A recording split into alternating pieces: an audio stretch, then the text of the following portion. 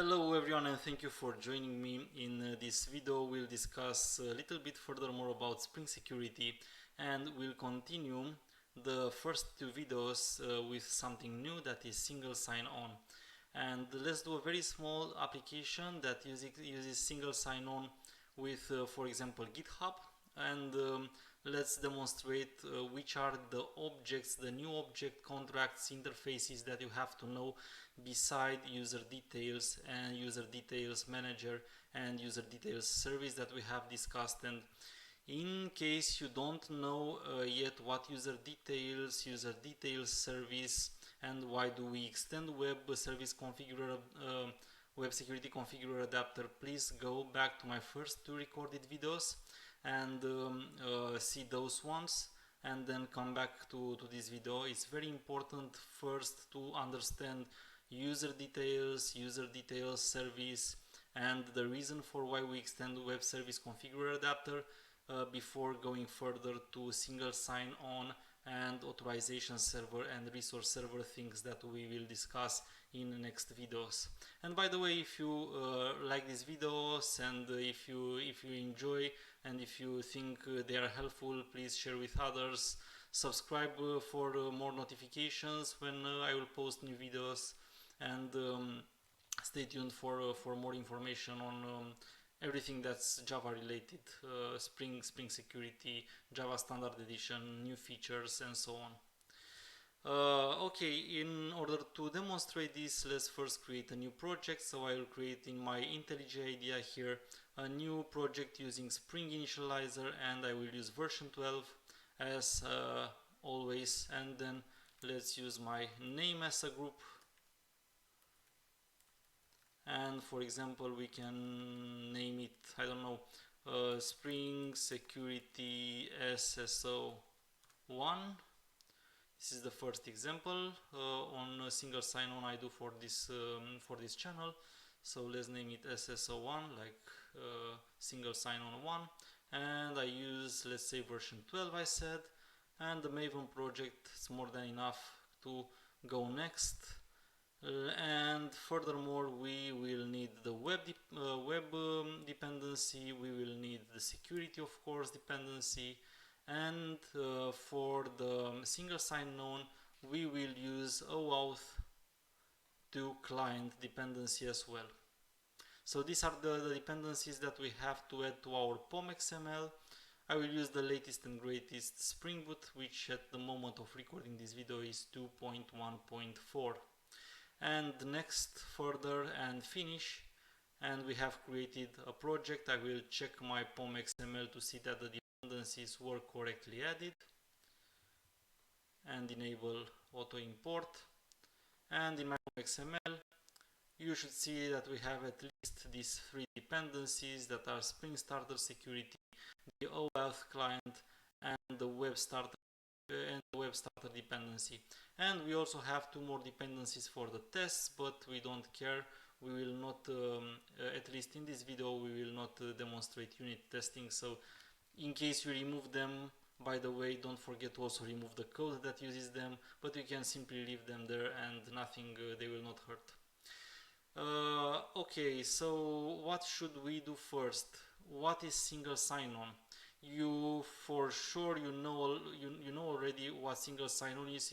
Or you at least have used single sign-on. And when you create an application like a website, sometimes you see that login is not done through a specific user of that website, but is done through Facebook or through GitHub or through LinkedIn and so on. So in this situation of a single sign-on, you don't want to manage your own users, so the application uses the users of another application. So this is why from this application we will remove the user details manager. You should remember, or you should know, and again, if you don't know what user details manager is, go to my previous uploaded videos. But at this moment you should know that the user details manager and user details service are the contracts used to manage the users that are represented by the user details interface. And in the case of creating an application with SSO, you don't want to use your own users. You usually want to use some others applications users that are managed by another application. Like for example, I want to log in, but instead of logging in by managing my own users, I want to use Facebook, or I want to use GitHub. So I already have a user on GitHub. Couldn't I do something like my users simply log in with GitHub and then they are considered to be authenticated also on my website? This is what we will try to do in this short demonstration. Of course, in order to do this, you first have to register your application with the other application that you are using for authorization. So for example, GitHub. If you want to use GitHub's users in order to authorize in your application, you first have to register your application with GitHub, and similar for Facebook, LinkedIn, or Google, or whatever else application you would like. And this is exactly what I will do. I am already signed in my account here, and I will go to the settings in case of GitHub, and then I go to developer settings here, and then I have to register a new OAuth application so that GitHub knows about my application. And when I will register this application, I will have to provide I will be provided with a client ID and a client secret. That's something like a username and a password, but these are not username and password like a user. They are for my application to be able to connect and use GitHub. So let's register the application, and let's call it application 1, and we need to have a homepage URL. In my case, I will run it locally, and probably I will not change the default port, so let's simply leave it 8080, and then the same for the callback URL. So that's practically where you will be logged in after you authorize, where you will be redirected after you authorize. Register the application, and at the moment we do the registration, we will get a user, a client ID, and the client secret. And by the way, guys, I will delete this application right after finishing my video, so with the uploaded code from the GitHub, you will not be able to use the same client ID and client secret. I don't want to share with you my username and password. I will delete them. You will have to create your own application and registration on your own GitHub account if you want to redo this GitHub, or simply use something else, use Facebook or use Google, whatever you want, or you can even have multiple at the same time for your application. You can do that. Okay, so this is what I need, and I will go now back to my application. Was this SSO1, and I will create first of all a package controllers, and in the controllers I will create a Java class. Let's call it main controller. And this is where I will, of course, define this as a controller by adding the controller add notation. And then I will define an action that is home, and we can use get mapping, and you can use, for example, directly the root. And I will make sure that this returns to a home HTML page, and the home HTML page, I will simply add this home HTML page here in the static resources. That is a normal HTML file in which maybe it's better if I add a heading or something that we know we got into the right place. So I will just place a hello and an exclamation mark inside the file. Cool. And of course, you know already from the previous videos that this is completely now secured, and usually in order to specify the users and to specify what is and what is not secured in terms of paths. I was creating a config package in order to create actually a config class. Let's name it project config, and this would be a configuration class, so I will annotate it with configuration, and then I will have to extend the web security configurer adapter as we already got used to in order to override the configure method. So let's override the configure method. And if you have seen my previous videos, or maybe you know already, here I was using this HTTP object in order to specify that I want this to be a form login or an HTTP basic, and then furthermore I was using the same HTTP to specify which requests are authorized and how are they authorized. For example, I can say that any request needs to be authenticated, or I can use some matchers in order to specify which are requests that need to have a specific kind of authorization for the user, or which requests are permitted completely without even being needed to log in. And this is the same what we will do at the moment, but of course instead of using a for login I will have to use something else. So I will not use HTTP basic, I will not use a form login, I will use simply an OAuth to login. So this is what it tells now Spring Security that I want to do on a login using some other application, and of course I need to configure that application.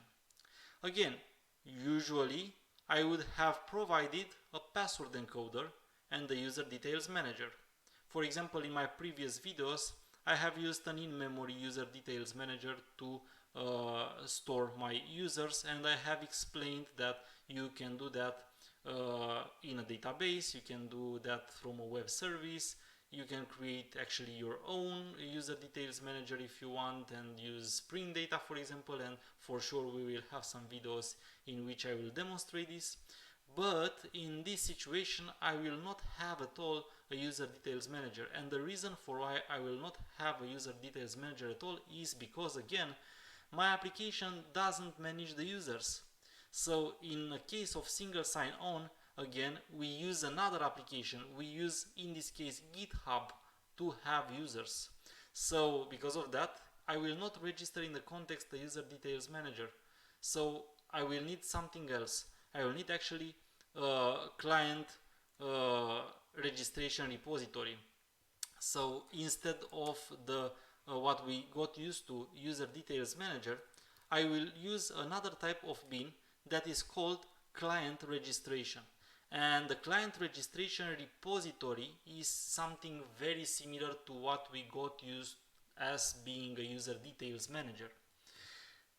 But instead of managing the users, which are represented in Spring Security by the user details contract, in this case the client registration repository manages client registrations, and the client registration is the object that represents the application in GitHub, Facebook, Google, whatever you want. So this is where we will have to set this client ID and this client secret. We will have to create a client registration, and the client registration is something managed by the client registration repository.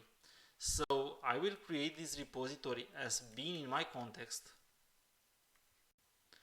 and then I will have somehow to create an object of type client registration repository. Similarly as with user details manager, you can create your own implementation of client registration repository. But in order to skip this part, I will simply use something that is called in-memory client registration repository, and you guessed, at least if you have seen already the previous two videos, that this is very similar to the implementation that was named in-memory client details manager. That is an object that stores in memory, in this case, client registrations. So an in-memory user details manager was the object that was storing in memory user details, and we have used that for demo purposes.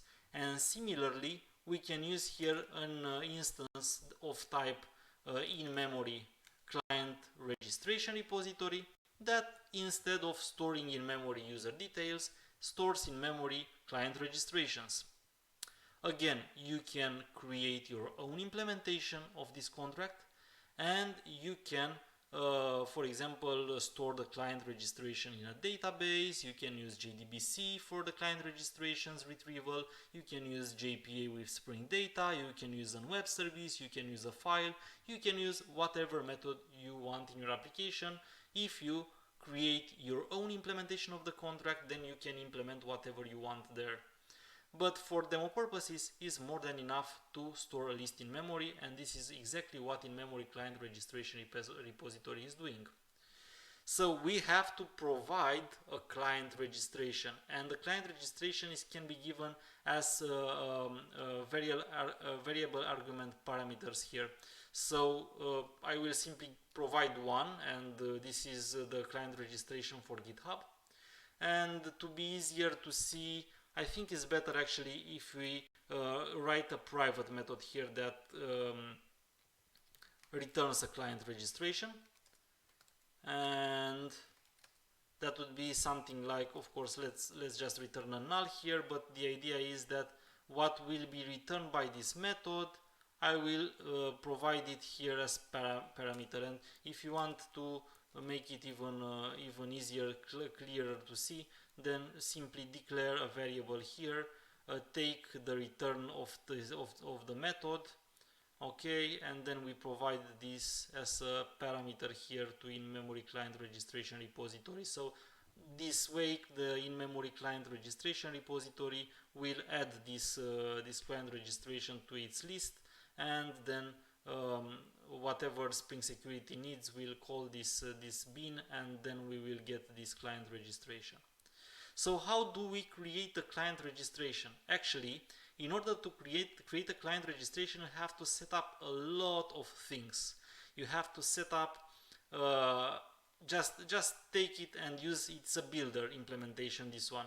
So you have to provide the registration ID, let's say GitHub, and then you have to set up a lot of information, between which you will find also the client ID and client secret. So you will have to put there the client ID, the client secret, the username attribute name. That's something that you find as the key that represents the username in the return value of URI that GitHub has for returning the user, the user info URI, that is exactly that URI that GitHub will, when called, will provide the details of the user, the authentication method, and a lot of other things here.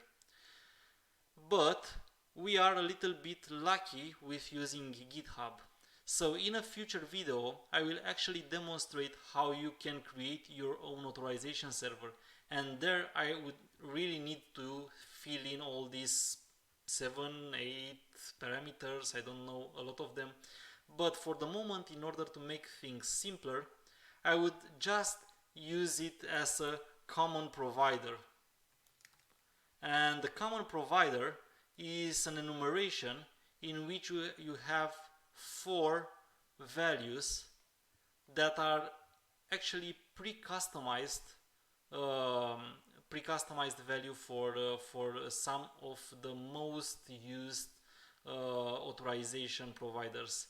And this is GitHub as well here, and you have also for Facebook, Google, and Okta. So what will I do? Actually, I will be so lazy that instead of filling all those 7 parameters, I will simply use this value of the enumeration.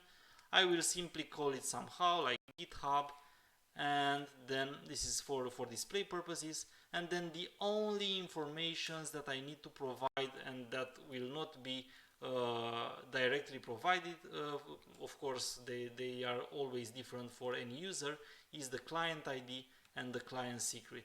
So I will take the client ID from here, I will copy paste it from the application that I have created in my GitHub. The same I will do for the client secret, and then I will call the build method, and this will finish my instantiation.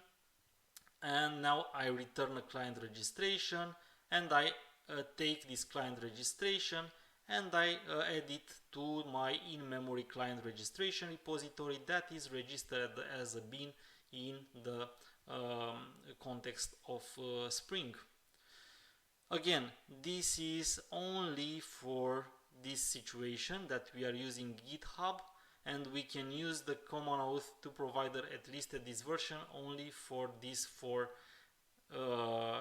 providers. And if you are very curious and you want to go inside this enum, you will see that it simply describes these constants here with some pre-configuration. That these are the URLs for Google, for example, or for GitHub, for example, or for Facebook, for example. And maybe you are wondering, if they were not there, where would I take them from? Very easy, but time consuming. You'd have to go somewhere in the documentation, and then in the documentation you will find all these URLs. For example, you will find the authorization URL, you will find the access token URL, you will find all the other URLs that you are actually already provided here by Spring Boot. You would have to simply set them up exactly as is already done here. So what we are doing, we are skipping this part in which we would have go to the documentation of GitHub, find the URLs and all the details, set them up manually. Because in this case, this is a common provider. GitHub is already pre-configured in Spring Boot, so you simply only need to provide your specific credentials, the client ID and the client secret, and you have the client registration. And basically this is it. So at the moment, you by running the application, you should be able to log in using GitHub. So I will run my application, and let me go here, and actually I want to log out from GitHub.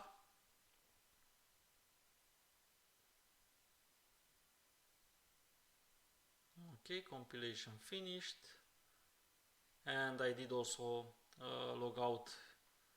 If I were already logged in, then you would have seen me already going to the home, and that would not be really clear.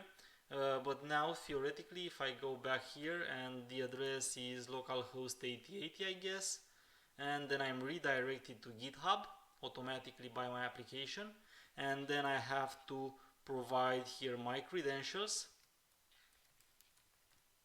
and then I sign in, and I will be redirected. It's the first time, so I have to authorize the application as well, and then I will be redirected to my main page that is hello. So this is how now, instead of managing my own users in my application, I'm using GitHub. And in order to use my application, you have to have a GitHub account, and you log in with GitHub. And maybe you are thinking, can I get some information about that user? And the answer is yes, you can get some information about that user. And I think this is the last part that I want to show you. For example, if I want to use this information here in directly in my method using Spring Boot, you can simply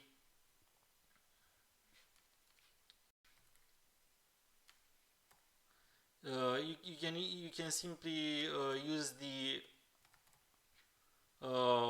authentication token, and this is actually your user. You can name it user, is like a representation of the user, and this class is actually implementing principal somehow at some point. If we are going up and up and up, it's actually a principal. So what I will do in order to make things very clear, just let's system out it. I will not complicate more the things, and let's see what information do we have here. Then after you see what information is here, you can imagine that you can use it on your web page, or you can use it with the database. You can store it, you can do whatever you want. So only by declaring the parameter here will provide us with this representation of the user, in which you have, in this case, all the details of that user that is provided by, in our case, GitHub. So let's restart the application to just have also the last changes, and then let's try to access again our page. Cool. And then access our page again. Okay, and I'm already logged in with GitHub, so I wasn't prompted anymore with the login page of GitHub, because I am already logged in. So if I refresh this page, I should see that I'm already in GitHub. So this is why you don't see the form again, which is pretty cool actually. And here in the console you can see that you have some principal name, the ID, my role, the login name, a lot of information here, my avatar URL, and so on. Things that you want to use in order to see my followers, etc. So everything that is provided by GitHub back will be here, and you can use it from your application. All the information about my user that is provided according to what I have accepted when I have accepted the fact that this application can use my details. So this is the part with single sign-on, and I went a little bit more complicated than it should be. In the next video, in the next 5 minutes video, stay tuned for it, I will show you that you actually don't have to write at all almost anything here. So you actually don't need to create a client registration, and you don't need to create neither the repository, and they are actually in Spring Boot automatically configured as well. You only have to write some properties in the application properties, and you already have this created automatically by Spring Boot. But this was not the purpose of this video. In this video I really want you to understand which are the components behind this. If I would have directly added some properties there, maybe you wouldn't understand what's behind the connection. Now I think it's much clearer what we have replaced, and if you also have seen the previous two videos, you are now aware of the fact that we have kept the configure method. So we have kept those two things. That configure method, we already used the configure method for specifying how we do the authorization and who are we authorizing in terms of endpoints. And we have replaced the user details manager with the client registration repository, and that's because our application doesn't manage anymore the users. Now we are using some other applications that is managing the users, and this is why we don't have here a user details manager, and we have replaced it with this new kind of manager called client registration repository. And we have proved the implementation of this client registration repository using an in-memory client registration repository. Stay tuned for next videos where I will show you how to simplify this application, and as well I will show you how to complicate it, for example by creating your own implementation of client registrations repository.